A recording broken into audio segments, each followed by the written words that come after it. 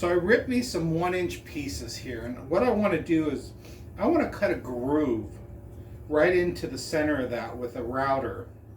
I want that groove to go all the way through so that it can like slide and be adjustable. And I want to do it with the router, so I'm going to make me a jig to do that. So I have two 1x4s ripped or cut at 13 inches and a 2x4 cut at 13 inches. Because I measured the plate on my router and it's 3.5 inches. So a 2x4 is perfect because that is 3.5 inches. So I'm going to start by attaching these pieces first. I'm going to clamp them down. I already put some glue in there. So my first thought was to put brad nails in it, but then I thought, you know, I want it a little bit more robust than that. So I'm going to use 1 5/8" deck screws, and I'm going to use this combination square to set at 3/4 inch. And that's just simply for making some halfway marks here. So I'm going to put some pilot holes. And I definitely want those countersunk. I'm going to pop 3 screws in there real quick. Alright, so I'm going to do the same exact thing for the other side.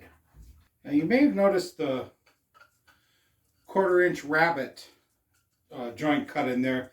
That's not necessary. These are just a couple pieces of scrap wood. So you don't have to have those in there.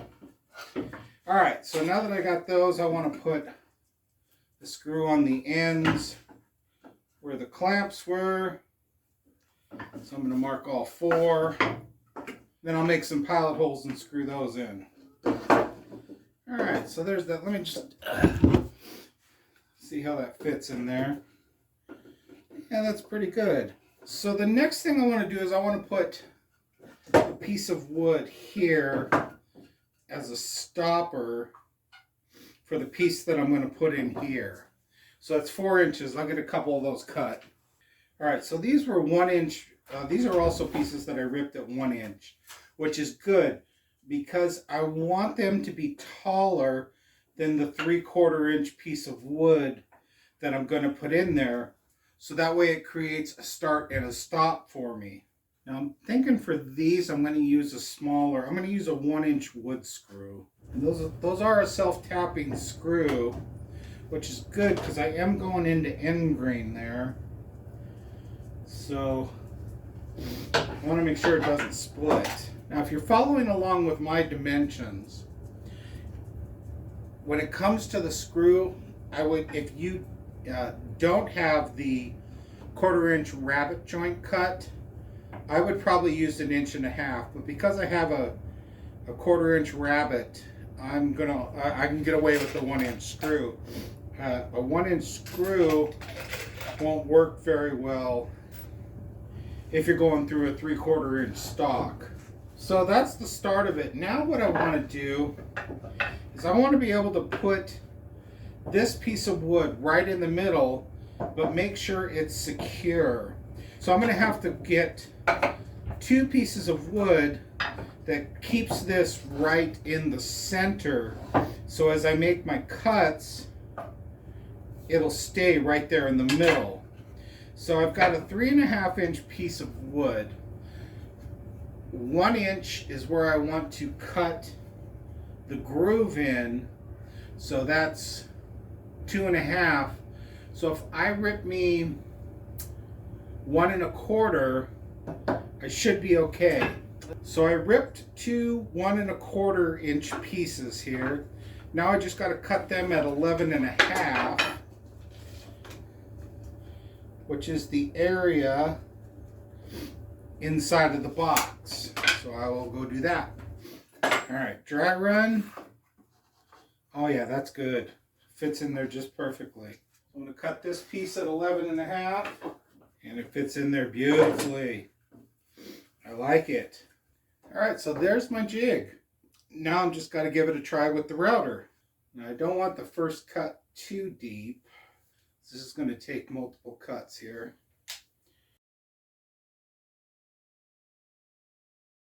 That's not bad at all. All right, let's do our second pass. So we're going to go a little deeper.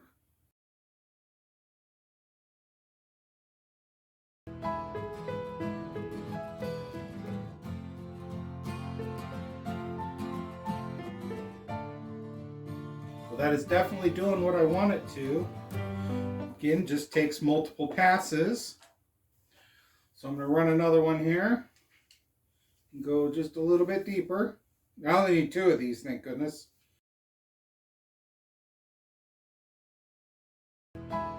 Absolutely stunning. That is exactly what I wanted. Pop it in the other way and run it one more time.